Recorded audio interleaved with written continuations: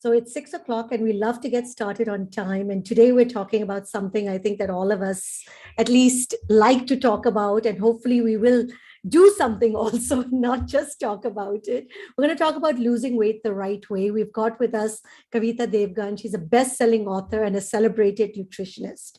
Let's face it, I think a lot of us have put on a few extra kilos in the pandemic, and now we're Googling and figuring out, and we're on the quest on how to lose them as everything opens up again. We were very nicely sheltered in our homes, in our sweats and our pajamas, but now I think we're making that foray out and we're saying, okay, we need to get our health also back on track. So Kavita Devgan is also out with her new book. It's the No Diet Plan. And she suggests that we don't have to diet, but have to keep our food habits in check. So like me, if you've decided to move forward towards a fitter and a healthier lifestyle, but are completely confused by all the information bombardment, and please let me know if you are. Please give me a thumbs up if you've been Googling and you're also like, which one should I do? The best thing, of course, is always to consult a nutritionist.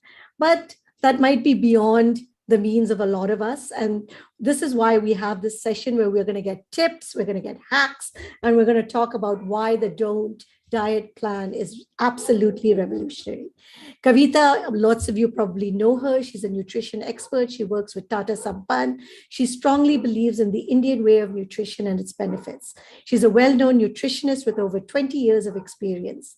And she is crystal clear about the right dietary rules and offers the right tools and knowledge of Indian food wisdom to ensure long-term results and complete well-being. So Kavita, with a very, very long intro, a very warm welcome to you. Thank you. Thank you, Skirti. Very, very glad to be back again, chatting with you. And before we get started, I want to remind everyone that today we are going to be giving away a copy of the book, and I will also give away my copy of the book. So please do put in your questions, and the best question will be given this copy. And usually I mark up all my books, but I've kept this one in good shape. So first of all, I want to ask the audience and really, really let me know, what diets have you tried? What has worked? Has anything worked for you? And the second thing, because I loved it when I was reading her book, is your relationship with food. What is it? Are you scared of it? Are you like excited by it? What is your relationship with food? So we want to hear from you. So Kavita, over to you, but this is so confusing. There is so much information. I mean, where do we even get started? Okay. Which is why I've written the book. Get started there. begin by reading this book. No, jokes apart, Sukirti, I know what you're saying. I totally get the sentiment. Too much information is never too good. It can get very confusing for everyone because, one, you have so many people already telling you what to do and what not to do. And on top of that, there is Google, like you mentioned. Almost everyone has been Googling, and in Google, also with the results, you need to have the eye. You need to know which information to trust and which one not to. And in addition, we also have influencers. So it's like a big potpourri of information coming from many sources, which is bound to confuse anybody. I get confused at times in spite of, my background in nutrition being so long. So what I would suggest is, please trust only credible information. After all, it's your body you're talking about. Do not experiment with your body. Just because somebody says so doesn't mean it's going to work for you, right? So please use what I tell everyone. Use common sense while you're vetting any information, be it for weight loss, be it for health gain, be it for anything, So use the simple logic of common sense. And what I also add, you could also try to ask yourself, would your grandmother agree to this information or not? That is a good filter. Trust me, it always works. Would your grandmother eat that food? Yes or no? And then take your call. That works all the time. As far as weight loss is concerned, Sukirti, there are very clear rules, and they haven't changed over the years. Information has been confusing because there's too much happening world over. As we are speaking, probably a new fad diet is being made. Maybe a particular food is being branded as bad. And maybe a new superfood is being created, all by marketeers. So do not go by that information. Go only by logic, go only by common sense, and you will always do right. Now, Kavita, I have to ask you, so what is the latest and greatest, other than your book, in the diet world? Of course, we've heard about keto, we've heard about intermittent fasting, and we're going to do truth or dare on that. But Okay. what is the latest? Is there something that's new and hot that has come out in the diet world these days? Every week, a new diet comes out, you know. So I tell everyone, do not get swayed by that. Do not get swayed by diets. Never, never. Do not experiment on your body, because every time you try out a new diet, you are the guinea pig. Understand, you are the guinea pig. The next lot will know whether it has worked on you or not, and what are the side effects on you. Do not take that chance. I make that blanket statement. What works and has always worked are the broad rules of eating right, not dieting, eating right, which will actually deliver weight loss to you. What I tell everyone is learn to spot a fad diet, because FAD is equal to BAD for me, literally. I equate them like that. Remember, fad is equal to bad. Do not ever forget that.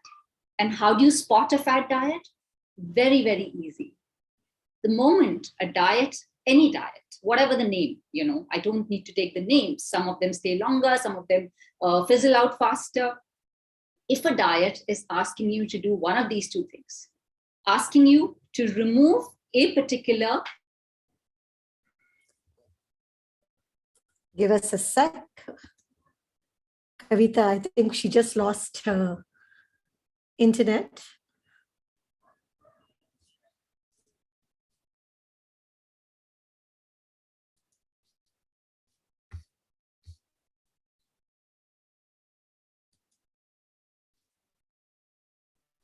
Give me a second. I'm just going to check with her.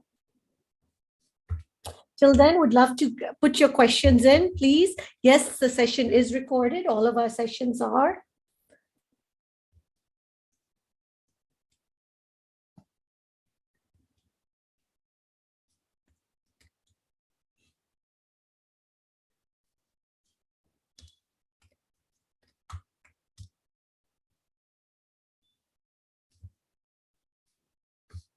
Give us a second. She's just connecting back.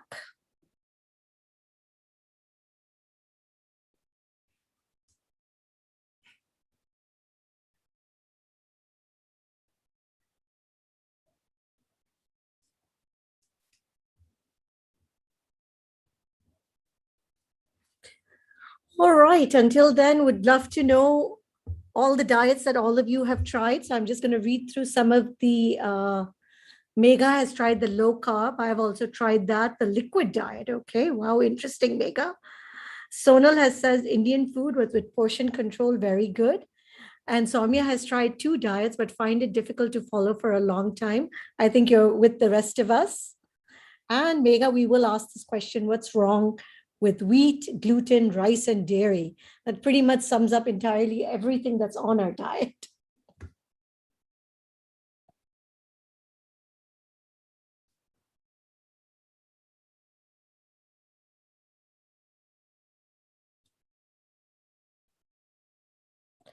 We apologize. Give us a second. I think she just probably lost electricity. It's back. And so she's just coming back in a second. Sorry about that.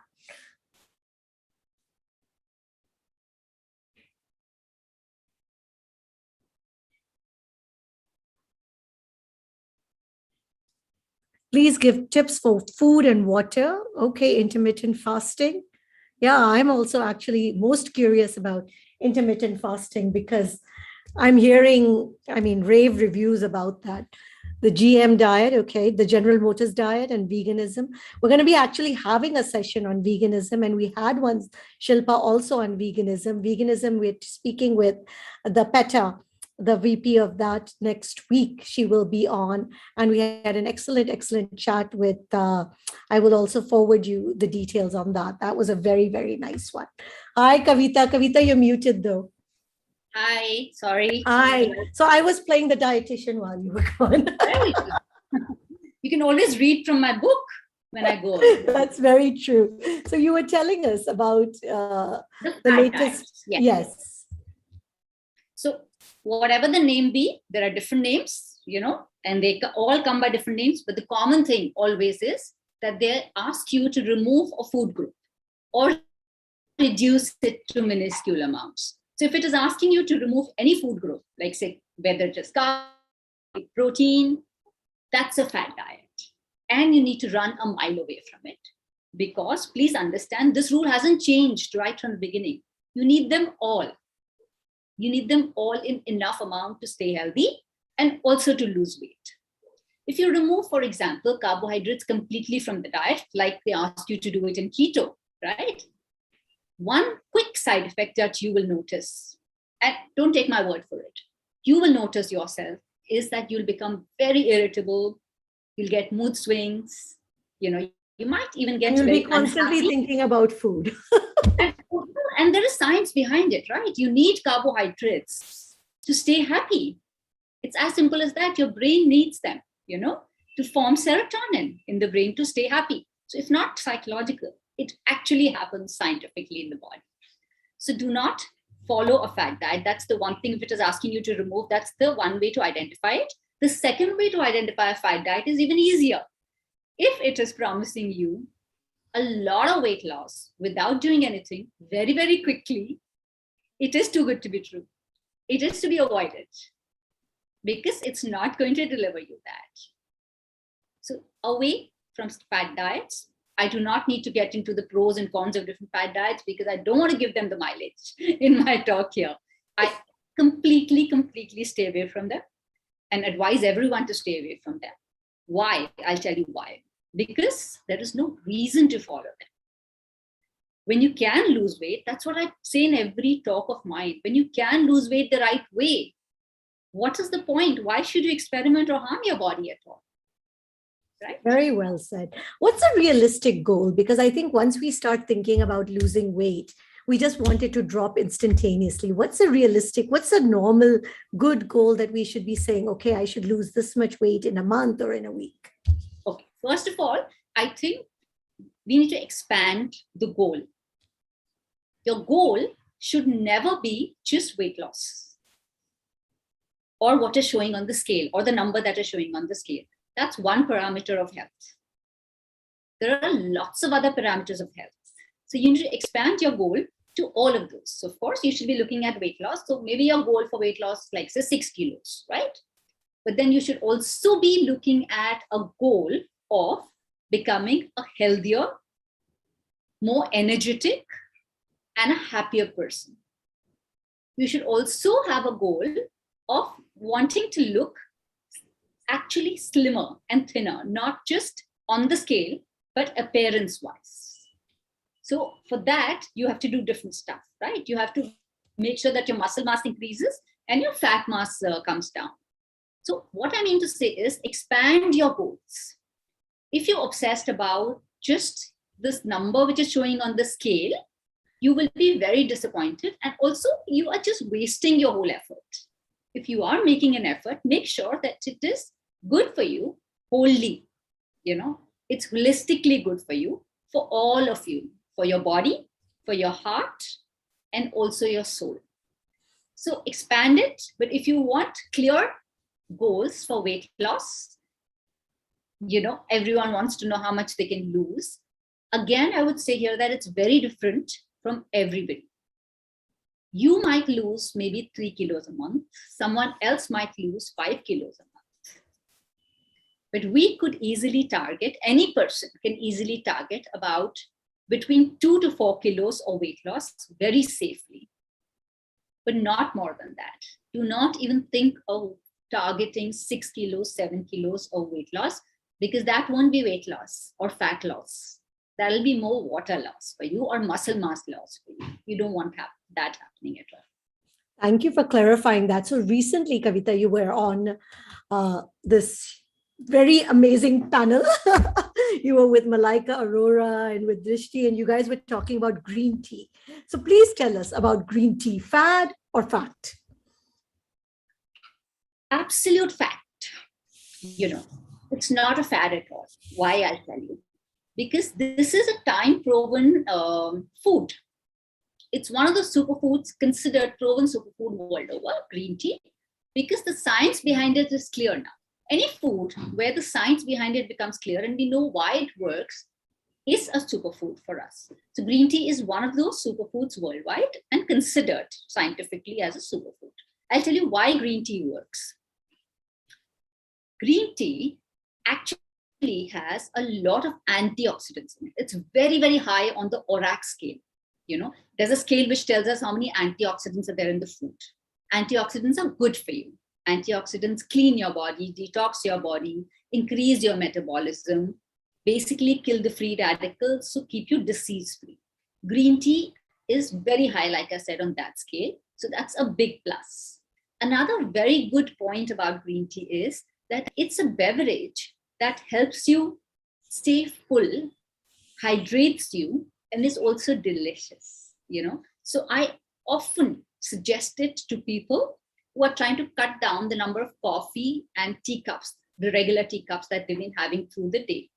So because it helps to replace the regular cups with the green tea, one, because you get a lot of health in every cup, and second, you're able to avoid the negative effects of having too much of coffee or too much of those regular teas where you keep steeping them and add a lot of sugar. Oh, no. Today, the electricity gods are not happy with us.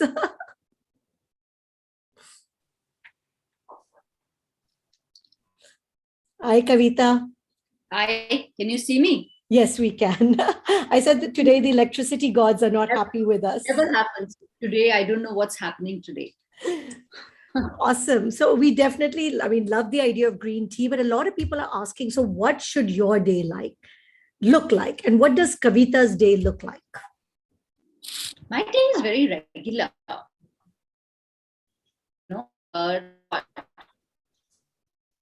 I don't know whether nutrition chose me, Kirti, or I chose nutrition. I really honestly haven't been able to find the answer to that till now. Because somehow I've been hardwired. I am hardwired to eat better. And I'm just lucky. I accept it. I eat better. I have somehow a propensity towards foods that are good for me. So which is why I realized that this is the information that needs to be passed on to everybody. And that's how probably I got into nutrition. So I just don't know how to say. I get up very early. I am early. Doesn't everyone has to get up early. But I get early. Kavita, we are having an issue with your internet connection. So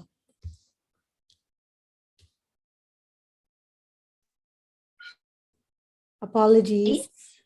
Yeah, Kavita, your internet connection is really weak. Can you hear? No, we are not able to hear you. Is it better now? I don't know what's happening today. We can try if you maybe put the camera off. Let's try if the voice is clear then. But right now, it's better. Let's try.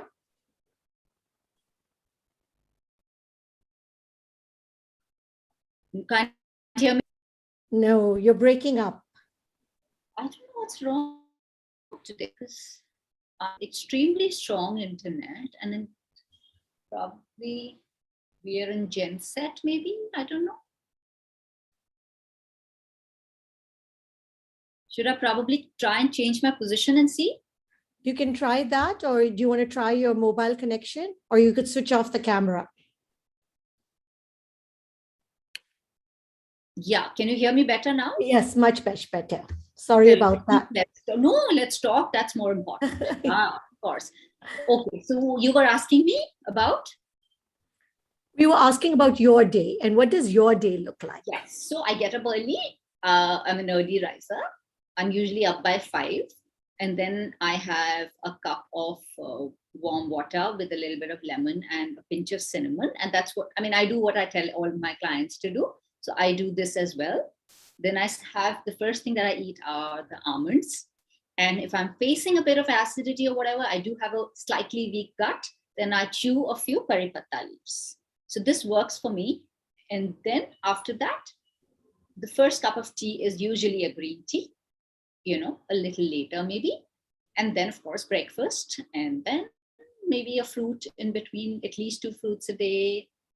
And I have regular 3 meals because I need to eat. I have a higher metabolism. So it works for me very, very well. Regular day, nothing special. And what about exercise, Kavita? Okay, so I am not so much of a structured exercise person. I do not go to the gym per se so much, if you want to ask me that. I'm a huge lover of walks. So I walk every day because it's really good for me. I do it more for my mind because it just completely refreshes me and, makes me feel good about life in general. So I walk every day, sometimes morning, mostly in the evening. And I am more of a movement person. So I keep moving. I mean, literally moving at every small little interval. So even if it's in the house or whether I'm going down to get something, I make sure that I keep moving all the time. So I'm more of an unstructured exercise person for myself. But of course, I don't force it on my clients. I let them do, or I figure out what works for them. Because exercise, I want to tell you something very interesting here. For exercise, it's very important to understand a person's exercise personality. Not everyone is a walk lover. If you're a social person and I force that person to just walk alone, it's not going to work, right? So you have to make sure that you figure out what your exercise personality is and choose your exercises based on that. So if you're a social person, maybe a group exercise, even if it is online, will work better for you. But if you're somebody like me who wants that me time, I would suggest walk or yoga. Excellent. So, Kavita, I know we're getting lots of questions. So I'm going to turn it over to you to give your 7 to 10 hacks, and then we're going to take lots of audience questions after that. Oh, absolutely. A lot of hacks. Okay, so first, the basic question that I want everyone to ask themselves before they start or venture into a weight loss, realm. I want you to do this simple exercise. I want you to take a pen and paper, literally take a pen and paper and write down. Can you see me? I thought yes, I'll just much better now. Yes. Okay. So I want everyone to take pen and paper, literally take a pen and paper and do this exercise first. Write down as many motivating factors that they can find about why they want to lose weight. The whys are very important. Somebody might want to do that, lose weight, because their blood pressure is going in the red, or they have a family history of sugar, or they have a simple, maybe a wedding coming up in the family, or they just want to get up with a spring in the feet every morning and feel energetic through the day. So the number of whys, if you keep increasing them and if you put them in black and white on paper, trust me, they are the biggest, they'll give you the biggest thrust possible to make sure that you reach your goals. So this first exercise is very, very important, figuring out the why you want to lose weight. So do this first. The second thing I want everyone to do, which you've already spoken about, is focus on nutrition. Do not focus on fad diets. Do not think about fad diets or try to lose weight quick. Trust me, you've gained weight slowly. So you must lose weight also at the right pace, because that's the right way to go about it for your body. The third thing I want everyone to do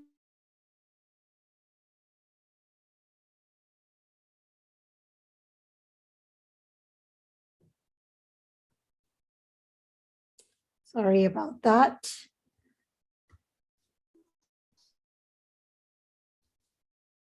Just give her a moment.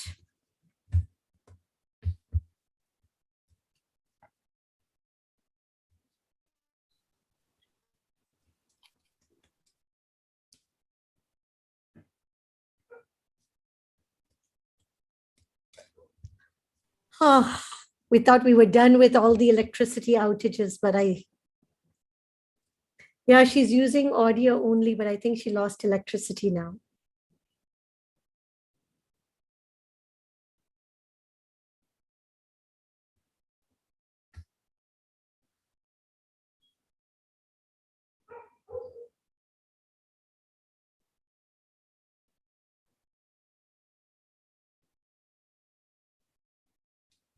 Let's wait another moment.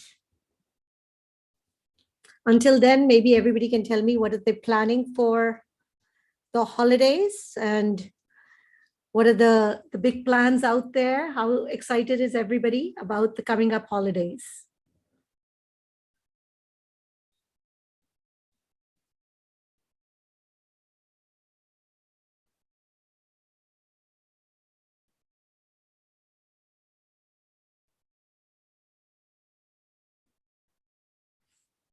I know it's very tough to lose weight. I'm with you there, Rumi. Totally my sentiments exactly.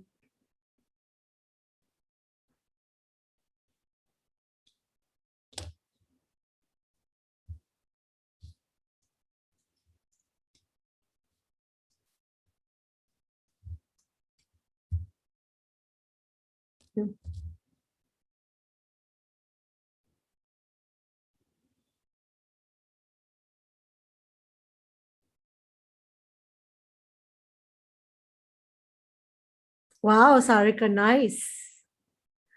Rumi is worried about the winters and the diet and exercise schedule. At least the good part is now we can go out to the parks and at least start walking. Thank you all for your patience.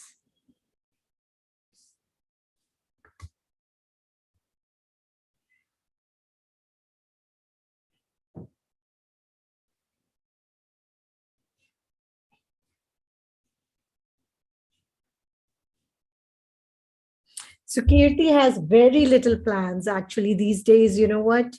I am actually not, I have still getting my head around the fact that possibly the pandemic is over and it's time to get back. I love the virtual world. Kavita, go ahead. You're muted. So Yeah. Yeah, go ahead. You were telling us about. Sorry, yes. I don't know what's happening. You were telling us to write down the why. The why do we want to lose weight? Yes. Why? The second, avoid the why. The third point is very, very important to understand your exercise personality, because only then the exercise will actually try to understand that. Fourth, it's very important. Can you hear me? Yeah, Kavita, your voice is also going in and out. And I'm just wondering if we redo it, because, yeah. Because otherwise, you know, I don't think we're going to be able to get the impact and all the stuff that we're really dying to get out of this. 1 minute. Let me just see. I'm just changing my position and seeing if the internet is a little better here. Okay. Is this better? Can you hear me better here? Yes, we can hear you better.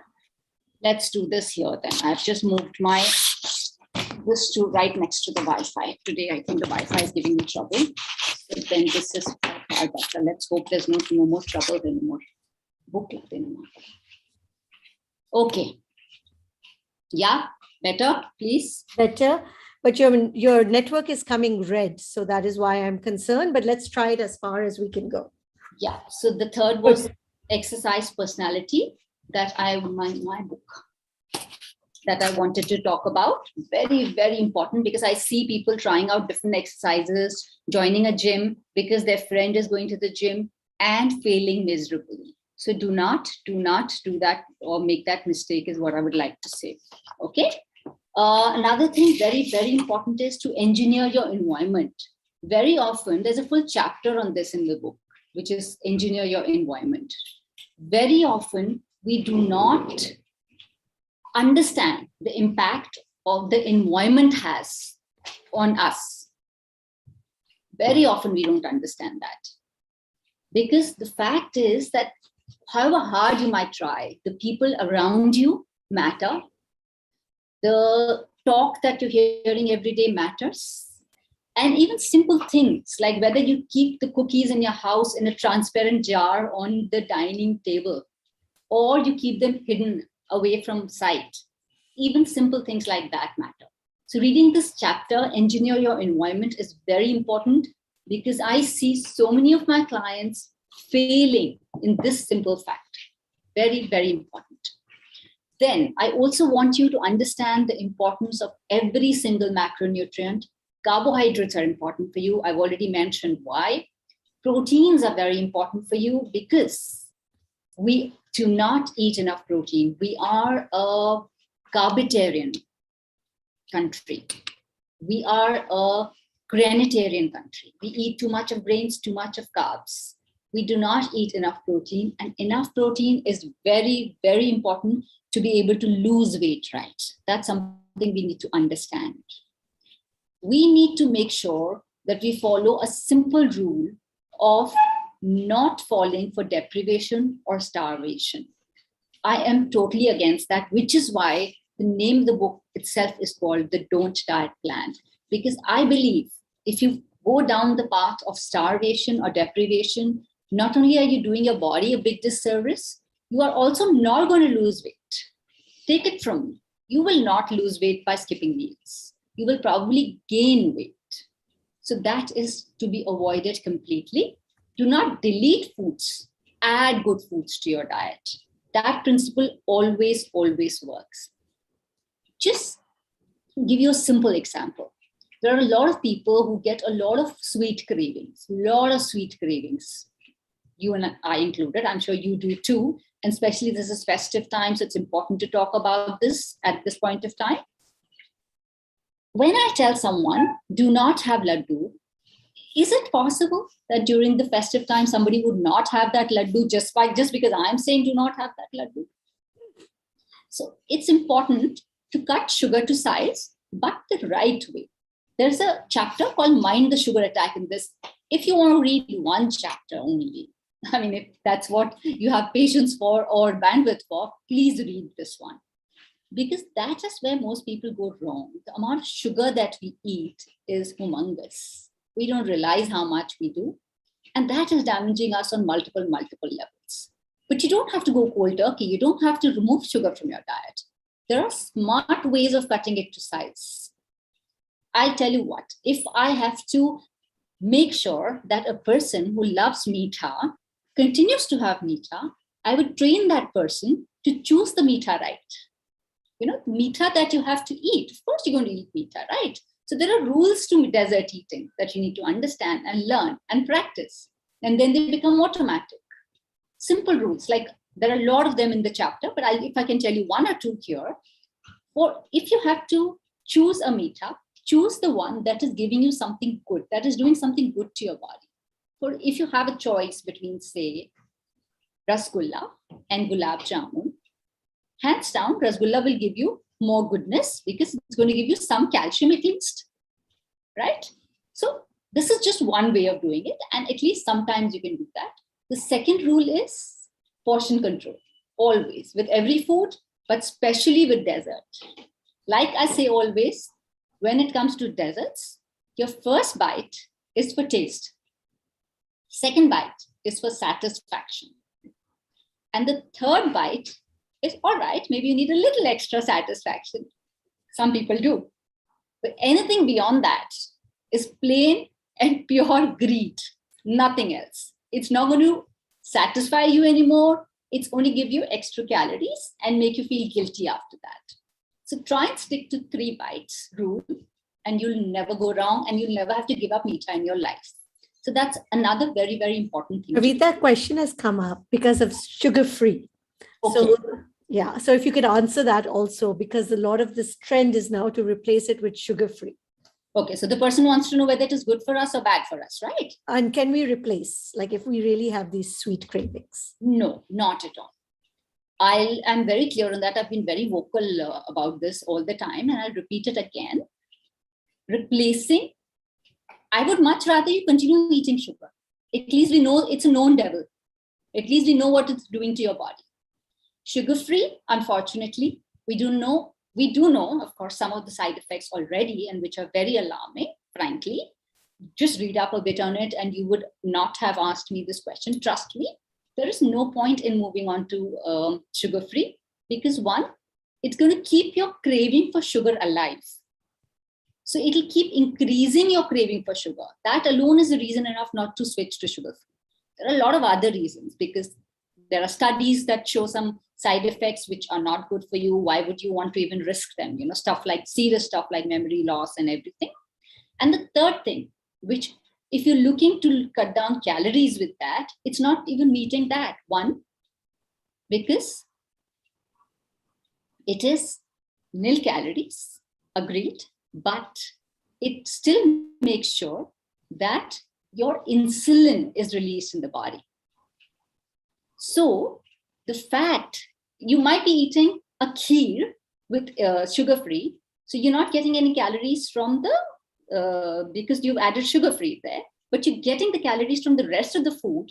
And because the insulin is released, all of that extra calories will get converted into fat and get deposited in your body. As simple as that. Completely needs to be avoided, in my opinion. And can Jaggery replace sugar? Again, if you're looking to replace it for the reason of calories, then no luck there, because similar calories, trust me. But if Jaggery is of course a healthier sugar alternative, because it has some nutrients in it, definitely. Thank you. So this question always comes up, Sukirti, about sweeteners, by the way.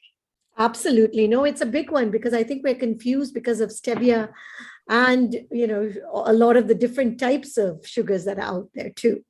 Yeah, true. Absolutely. Okay, so you want me to continue?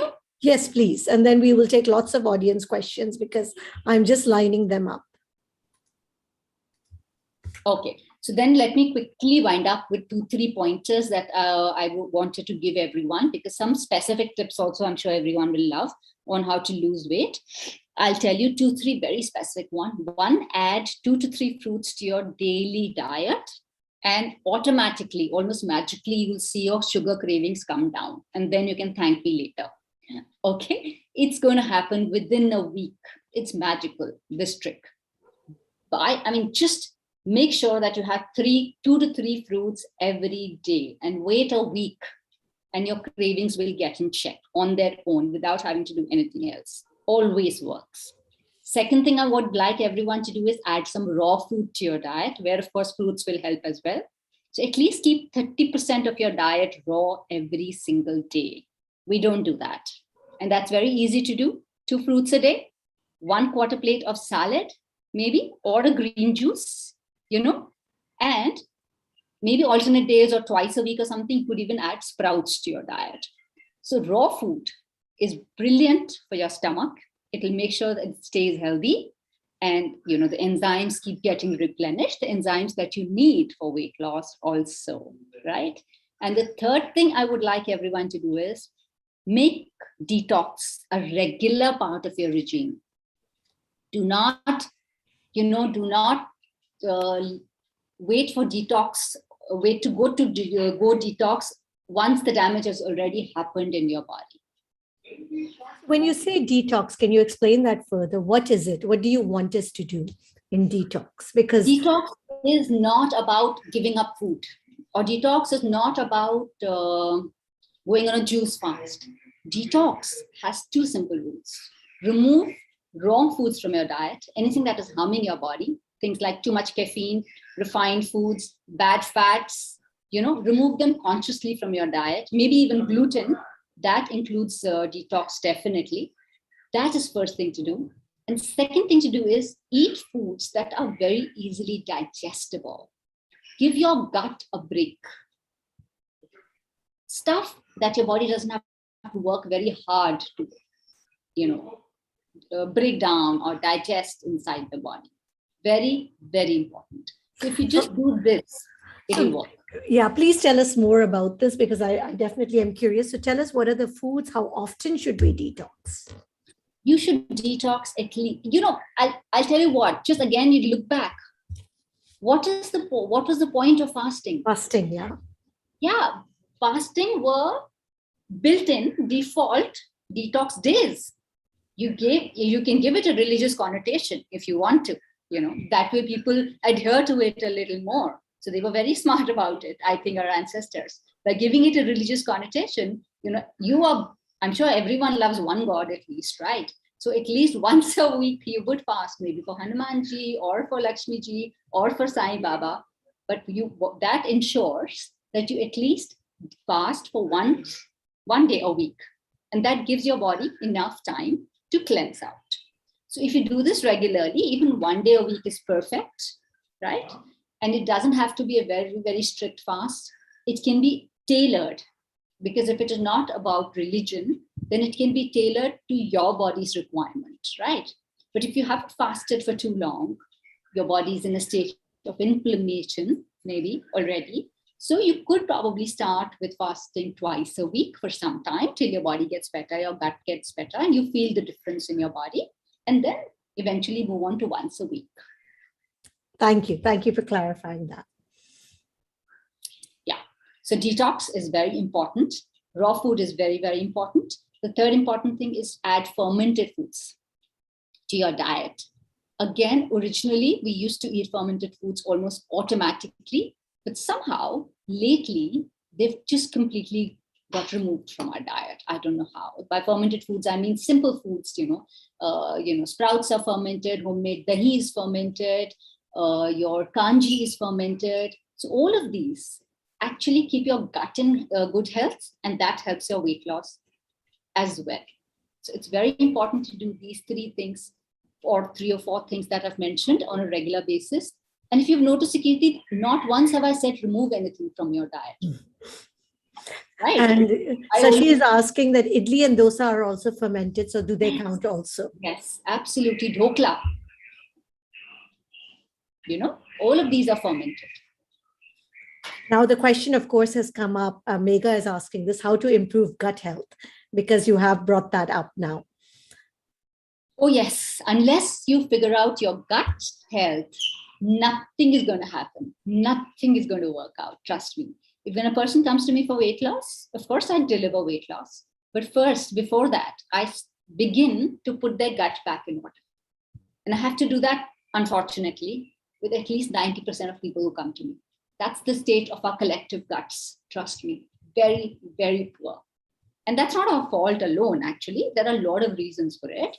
We live in toxic environment. Onslaught of stress is amazing. It's crazy on a daily basis. We eat food that we're not so sure of, quality-wise. Then there is junk food eating, right? So all of these together, pollution, another factor. So all of these are affecting our gut. So making sure that you take care of its health on a daily basis is almost a necessity, because the onslaught is daily. You have to understand. So taking care of gut is very easy to do. It's not difficult at all. You have to make sure that you stop, or at least reduce, eating foods that are not good for your gut, which is fried food, which are bad fats, which are refined carbohydrates. So all you have to do for your gut is replace.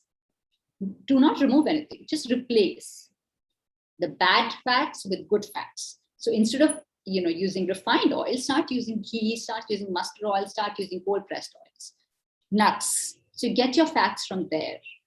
Then replace refined carbs or too much wheat, because again, gluten is very heavy on the stomach, with good carbs. So remove maida, remove too much wheat, practice grain rotation, very important, because different grains give us different kinds of fibers which are good for our gut. So if you practice the simple rule of grain rotation that I speak about in the book as well, because I believe that is a solution to a lot of our problems. Overdependence on just wheat and rice is the worst thing that we do to our body. You don't have to remove them completely from the diet. Just cut gluten to size. That's all you need to do. So grain rotation is the easiest way to do it. at least choose about 3 to 4 different grains, so many of them to choose from. And they're all really lovely, trust me. Simple things like buckwheat atta, the kotu atta, the millets that we have. Of course, the rice is there, which are all gluten-free. So if you keep rotating and using them, that will help your gut extensively.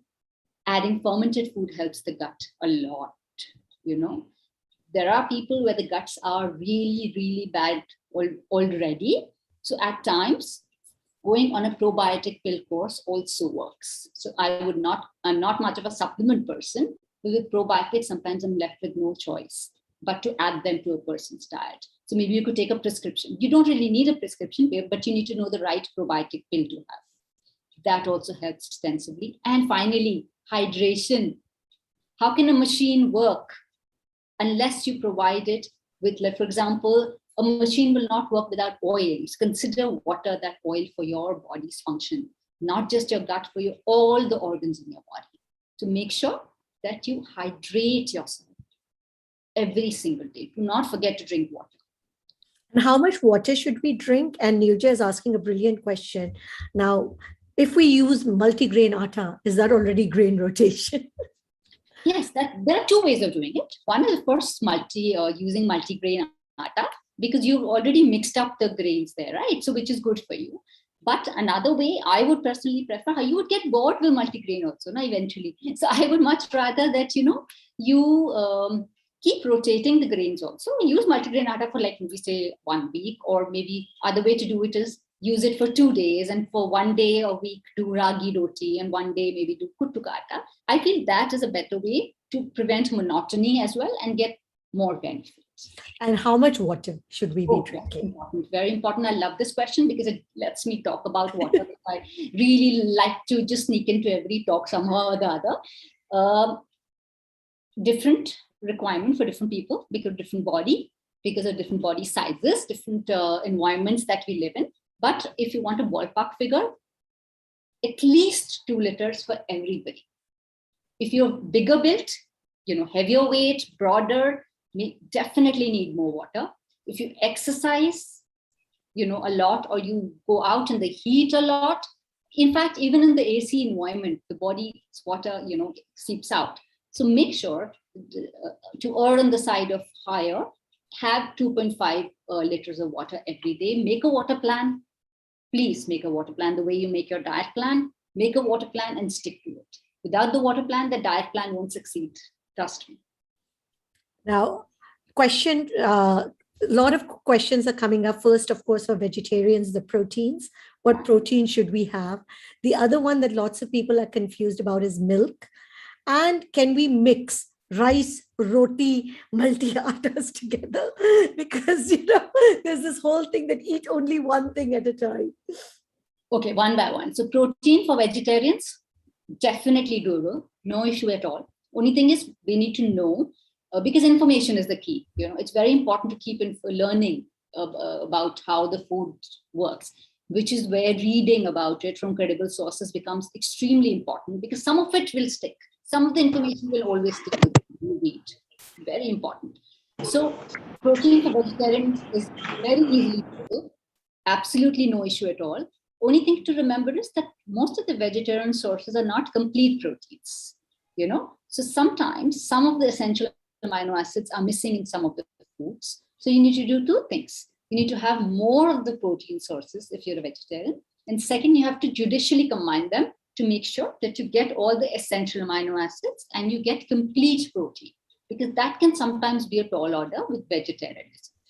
The second point you wanted to talk about. Give us an example of what could we eat together that would give us a complete protein. Like, simple. Again, khichdi. Our ancestors were genius. Combination of rice and dal together, gives us complete protein, because what is missing in rice is there in the dal. Similarly, roti, if you're having with, say, maybe sprouts, again, a sprouts curry, again, it's a complete protein, because whatever is missing in the grain is there in the dal. So it's giving you complete protein. And if you're not a vegan and if you're eating dairy, then you don't really need to worry so much, because you get complete protein from dairy products. You get it from curd, you get it from milk, you get it from paneer. So, and then soya, of course, is a complete vegetarian, complete protein source. So what I'm trying to say is, if you're a vegetarian, do not take protein for granted. Non-vegetarians can somehow take protein for granted and still get enough quality protein. With vegetarianism, little extra study will help. Great. I'm going to take some questions from the audience now, if that's okay with you. Absolutely. And can we go 5 minutes over? I know you have 7:15. No problems. Yeah. Sarika, go ahead. Hi, I want to ask, what about adding desi ghee? Because you said that, it's good, like we should follow the diet which our grandmother used to follow. But is it good for us also that we can take desi ghee? Second thing is, what about desi ghee? Like earlier, in our homes, our grandmother, our mother used to make it at home only. Now we generally go out and buy it from the market. So that desi ghee is good for us? Okay. Hi, Sarika. Lovely question. Ghee again somehow manages to get into all my books. So you'll probably find a mention of ghee in every single book of mine, even in the weight loss book, because I think it's a wonderful fat. It's one of the good fats that we must include in our diet. But first thing everyone needs to understand is, with fat, any fat, whether it is good fat or bad fat, calories tend to be a little steep. If carbohydrates are giving you certain number of calories, fat is giving you definitely higher than that. So make sure that you practice portion control. So if I'm saying ghee is good, that doesn't mean a carte blanche for having a lot of ghee every day, but definitely including some ghee in your diet, daily diet for everyone, is a very, very good idea. Yes, I do believe that our grandmothers, vouched for it. In fact, they cooked most of their food in it, and they used to make it at home, which is ideal, of course. But then that cannot really happen. We do not live in ideal environments today. There is, not everything can be done at home. I understand. If you can make it, great, because that's one less headache for your body. But if you can't, then you can always source it right. You have to make sure that you source it from the right brand, because it's really important to be very sure that if you're eating something for the health reason, for the goodness that ghee delivers, then at least it must deliver that goodness. So source it from an ethical source, natural source, where you can be sure of the quality. About how much ghee to add? At least 2 teaspoons for everyone, every single day of their life. Very nice. I love ghee chapatis. So my ghee also goes through my chapatis. Soumya, go ahead. Yeah, so you talked about diets. There's one thing I wanted to know is, any standard diet, does it work in the same way with everybody? No. So it'll be probably your body's, structure and whatever. It would differ, right? Absolutely. Very individual. No two people, not even, I won't even say, if there are 2 people sitting in front of me, the same diet won't work for both of them. Just won't. Trust me. Because there are so many permutations and combinations, right from the fact that how much fat is there in their body, how is their conditioning, what is their lifestyle, what is their mind status, what is their gut status. Everything varies. So some foods or some diet patterns work with somebody, but they'll completely fail with the other person. So it's very, very individual. And that's something that can be understood very fast. It is hit and trial, of course, in the beginning. But by doing a lifestyle recall and by doing a medical recall, which is what I do, which is why my first session usually stretches over 1 hour with a person, because there is just so much to understand about a person, So only then, once that is in place, do I start. Even then, you have to keep adjusting. So it is different for everyone. Lata, go ahead. Yeah, good evening. Good evening. See, everybody talks of, whenever you hear dietitians nowadays in India, they talk of superfoods like, quinoa and kale and all these foreign things. Whereas they say you must eat local. So why don't you promote our Indian superfoods? I'm sure there are some Indian superfoods. Okay. So I've already done that before you asked me to do that. The book before this one, I don't have it here to show you, unfortunately. It's there in the other room. That book, which came out last year, is Fix It With Food. Kirti knows about that one. So that book has 40 superfoods, which are Indian superfoods. Everything that you will get at your local sabzi wala.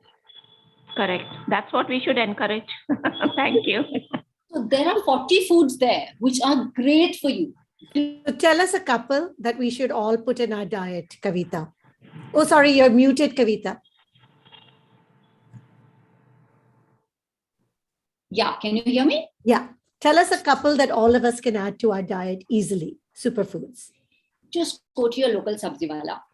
I'll tell you what, there are so many foods there that I can mention. Ghia, Loki is one such superfood I mentioned there. I also mentioned sweet potato, shakar kandi. So underrated, so underrated. We all talk about kale all the time, you know, but eat kale to get vitamin A, eat kale to get vitamin A, right? Why is someone putting off my video? Okay. So shakar kandi gives you more vitamin A than this internationally touted kale. You know that. Not many people know that, which is why it's very important to eat all of these foods. I even have a chapter on potato, aloo, trust me, that also is an everyday superfood. You just need to know how to eat it right to get the benefits.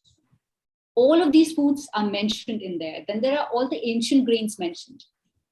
Ancient meaning they're all available still, all the millets and even the buckwheat and everything. So how I structured chapters is there are fun facts about the food. Then there is information why that food is a superfood and why you must give it the respect that it deserves, even if it is so cheap on your pocket. Just because it's not expensive doesn't mean it's not good for you. Just because it's not exotic doesn't mean it's not good for you. Or because no marketer is actually propagating Tinda for you doesn't mean Tinda is not good for you. Information is the key. Once you know how good a food is and what it does for you, every food does different stuff for you, right? So I explain all that in very simple words. I actually wrote this book because of this fact, because I realized no one was talking about these everyday foods and we need to talk about them. And then I also mentioned how you can incorporate them in your diet. So I think probably you would love this book. You must read it. Megha, go ahead. Hi, Kavita, and hi, Sukriti.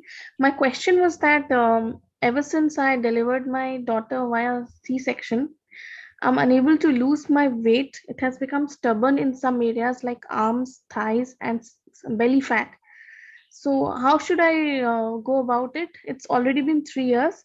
Also, whenever I think I eat wheat or rice, dairy, I feel very bloated. So how should I substitute it? And also the place where I stay, I don't have much access to seasonal vegetables and fruits. So can you please tell me how should I go about that? Yeah, so I think Megha is winning our prize today because there were so many questions in that. And very, wow, I really need it. Very straightforward questions, and I liked it, frankly. I'll tell you what, Megha, from your talk, obviously, one thing that stands out very, very clearly is that your gut is completely messed up.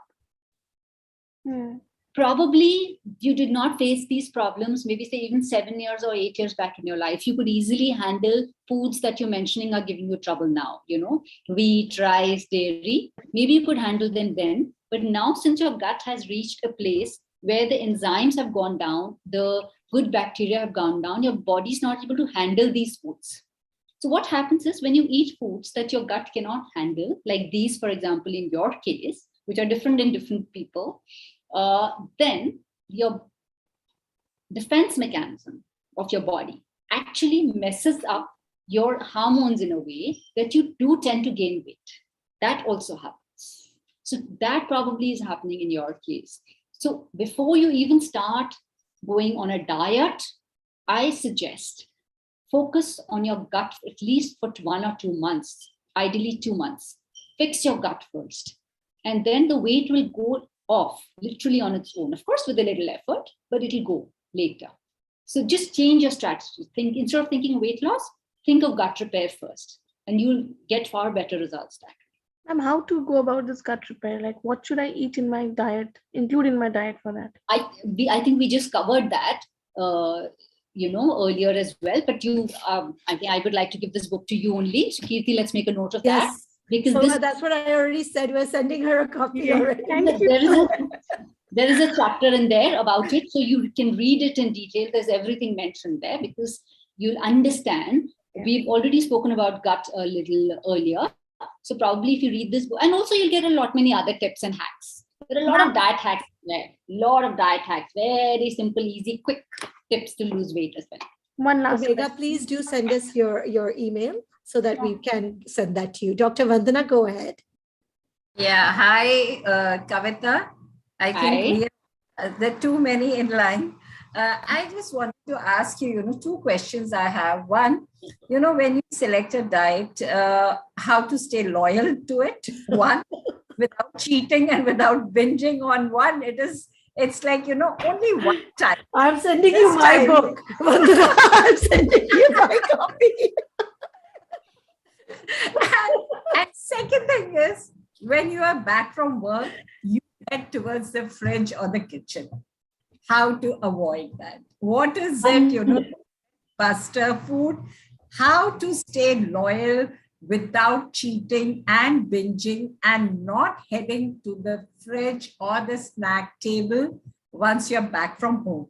Because that spoils your plan, that spoils even the dietitian's plan. So I think my question is, many of us have the same question. I'm sure, because I face this with my clients all the time. It's a very, very legit question. It's something that everyone faces. So I'm glad you brought it up. It will help everybody. Of course, you getting the book, you're lucky. So there are solutions for this. There are solutions for this in the book. For others, probably you'll have to buy the book if you have the same problem as well. I'll take the first question first. Staying loyal to the diet. What I mentioned right in the beginning, the whys, if you can write that down and read that every few days, trust me, it'll keep you on the right path. That's the first thing to do. The second thing to do is choose a diet that is made for you, Vandana. It has to be a diet that is made according to your cravings, your lifestyle, your hunger points. Everyone has different hunger points. From what I can understand from you, for you, it is 5 o'clock, which is for a lot of people, actually. So your diet has to be made for you. Simple. That is why when people share diets, I have a lot of people who say that, "Aap humko uski diet bhej do, hum bhi follow karenge." It never works. You have to understand, it doesn't work. It's not made for you, right? So the diet has to be made for you. It has to be sustainable. You have to enjoy doing it. If you're doing it as a punishment, you will not last a week. You will not last a week. Trust me. It has to be a diet that you actually look forward to. Trust me. Only then will you stay loyal to it. And it has to have variety. It has to be fun. And it has to change every now and then. It has to be, you have to rotate it. You have to keep changing, not just the foods, but also the strategies, because your body is wiser than you. It adapts. Thank you so much. Faster. And as far as that evening difficult time is concerned, everyone faces that. Everyone faces that. This is fine. That's the hunger point for most people. One, you are suddenly de-stressed. You're home. You've left the world behind. So now your body wants to relax. And most of us associate comfort with food. So there's absolute logic behind it, that you're feeling hungry at that point. You will feel hungry at that point. So you have to find a way to combat it very, very smartly. 2 things work, or have always worked with all my clients. I'm giving away too many secrets. Who's going to come to me? But one thing that always works is that you have to prepare for that time. It's your hunger point. You've identified it. You have to make sure that you have something ready in the fridge or in your kitchen for that time, so that when you reach back home, that's all you attach. And it has to be something you like. Like, It cannot be just cut kira. You would not want to eat that at that point of time. Probably, if you're a curd lover, maybe a chilled katori of curd, where you just add maybe one quick fruit to it and some muesli on top, a little bit of honey if that's what you want, or if you want to make it chatpata, because if you craving salt at that time, you just add some chaat masala to it and a little bit of crunch to it. Even simple murmura, you don't need anything fancy. That works very, very well for a lot of people I know. The second thing that works is hydrating yourself at that point of time. And for that, soup is brilliant. I mean, it doesn't work in summers, of course, but works beautifully it's going to work beautifully in the months that are coming. So if you have a batch of soup ready in the fridge, and all you need to do is, because you don't have time to think. If you have to make something, it's not going to happen. You will reach for the cookie jar. You will reach for the namkeen. So it has to be something which is ready for you to grab and eat, right? So if you have a batch of soup ready in the fridge, all you need to do is take it out and quickly heat it and have it. And don't even bother about a bowl, I tell everybody. Just take a cup, just be on the go and sip that soup. You have to just blunt that hunger at that point of time. And you'll be fine. Thank you so much. That sinful time, that has to pass. And Dr. Vandana, please send me your address. I'll send you my book. Thank you, Sukriti. Thank you so much. I think if you are reading it, you please keep it. Otherwise, I'll send mine. Amita, go ahead. And then I'm going to take Sarika. Hi. Go ahead. Yeah, hi. And I know that Dr. Kavita has to go because she has another thing at 7:15. So we're going to have to make it quick. I apologize for that. Hi, Kavita. I have 3 questions. And the first question is, I'm a tea lover. So is green tea more effective than normal tea? And number 2, as you said, you love walking. I love walking. And do you think that's the best exercise apart from any other workout that we need to do? And the third is atta better than maida? I know they say maida is very bad. Yeah, so I'll take maida. This third question first. Maida, definitely a no. I mean, of course, once in a while you would eat, you would eat puri or something at special occasions like, Fashtami and Navami, or you would eat maida sometimes, but keep it for sometimes. Anything refined, just remember the word whole, WHOLE, whole, whole equates to whole health, simple, holistic health. So anything which is removing anything from the food, anything which is refined, like for example, maida is refined flour, is to be avoided. So that's the third question answered. Walk. Oh, I'm a huge walk lover. Works for me. If it works for you, wonderful. Sometimes you can add a little bit of cardio, extra cardio to your exercise, which actually you can do in the walk only. Sometimes what I do is, maybe you could try that as well. Walk backwards. Do a combination walk. Do like fast walk and slow walk, fast walk and slow walk.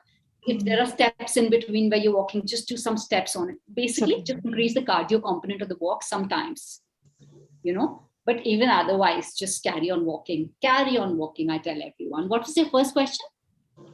The first question is on tea. I'm a tea lover. So which is more effective? Everybody says green tea. Tea is good for you. Tea blanket is good for you. There is no harm at all. Both are good for you. Black tea also does good stuff for you. A lot of compounds in it which are really good for you. Then green tea, of course, is brilliant. We've spoken about it at length in the beginning. So, you could probably see we were facing internet trouble at that time. So I hope we did not miss out on that point. The green tea is, of course, so both, but again, in moderation, everything in moderation. And what's a cheat meal? A cheat meal is eating something that makes you very happy. So a cheat meal could be something as simple as depends. It's different for different people. It could be homemade aloo ka paranta for somebody. It could be maybe eating a big bowl of kheer for somebody. So anything that is extremely high calorific, but is making you feel very happy is a cheat meal. But to be done not more than once a week. Arika, go ahead, and then Tripti. I'm sorry, we won't be able to take all. These are the last 2 questions. Yes. Yeah. Really sorry. There's something starting at 7:15. Yeah. My question is actually, with the help of dietitian, I lost 25 kg in 8 months. But my problem is throughout till I'm 42 now. 3 times I've lost weight, but it comes back again. The main thing is you can lose weight while doing that, but how to maintain it after that? That is the biggest challenge. No, it is. It is. I understand. Maintenance is a bigger challenge than losing weight. But again, I'll tell you something. I would much rather you don't lose weight rather than lose and gain, because that's worse for your body. Imagine your heart. Today it's functioning at 25 kgs extra. Suddenly it's functioning, suddenly meaning over a period of time, it's functioning at 25 kgs less. Then again, it has to function, poor thing, for 25 kgs more or 20 kgs more. And then again, the cycle repeats. I would much rather you stay overweight or lose weight once the right way. It's very important to lose weight the right way, because only if you lose the fat content and not muscle will the weight not come back. It's a problem. Yeah, I lost in a proper way. I hired a dietitian particularly and lost weight. My body shape was changed. But as soon as I left and I got to my earlier portions again, and with stress what I have in life, it came back again. Means in 2 years, I've gained 13 kgs of weight again. Oh God. So you know what ideally everyone should do is, once they've lost weight, then they must go on a maintenance plan. You cannot suddenly stop diet today and go back to normal portions tomorrow. There is a phased out plan that, I put everyone on, or at least whoever wants to or understands the importance of it, wherein you bring back things in a step-by-step manner. Then your body gets used to one food or one portion, and then the second thing is introduced to your body. So it's at least like a 2-3 months process. And you also need to understand that you must make sure that you stay at your new weight, the lowered weight, at least for 3 months. Sometimes even needed for 6 months if the weight loss has been a lot. To understand, for your body to understand that this is your new weight. It's very important. So which is why maintenance plan is probably the solution for most people, and for you too, I think. And the last question we'll take from Tripti. Go ahead. I'm just asking her to unmute. Yeah, I spoke. Oh, go ahead. Sorry, Sarika. Yeah, hi. Actually, in the meantime, both of my question got answered, because one was on how to reduce the belly fat, which I gained during pregnancy, and how to, this weight fluctuation, you lose weight and then you get the weight back. How to maintain that, lesser weight. I have one more question. What are the healthy alternatives for sweet cravings? Like, many times people have the sweet cravings, and at that time we generally go for something which is very unhealthy. So is there any healthy alternative for such? Yes, of course, there are a lot of healthy alternatives. One, all the first two questions, which I've already spoken about, belly fat and the fluctuation of weight, everything is answered in the book as well. So you could probably read, because this book has a lot of strategies which are time proven. All the strategies that have worked for all my clients over the last 25 years of my practice are all there in the book. So literally everything in the book works. That much I can guarantee you. Plus there are diet hacks which help. And then there are some diet plans as well. There's a Monday diet, meaning if you've had a very bad weekend, then the diet you need to follow on Monday. Just for that alone, I think you should read the book. Then there are a lot of other smart inflammation cutting diets and stuff like that. There are quizzes. So maybe it'll help you to read that book. The question that you asked, now I've forgotten. Sweet cravings. Sweet cravings, simple.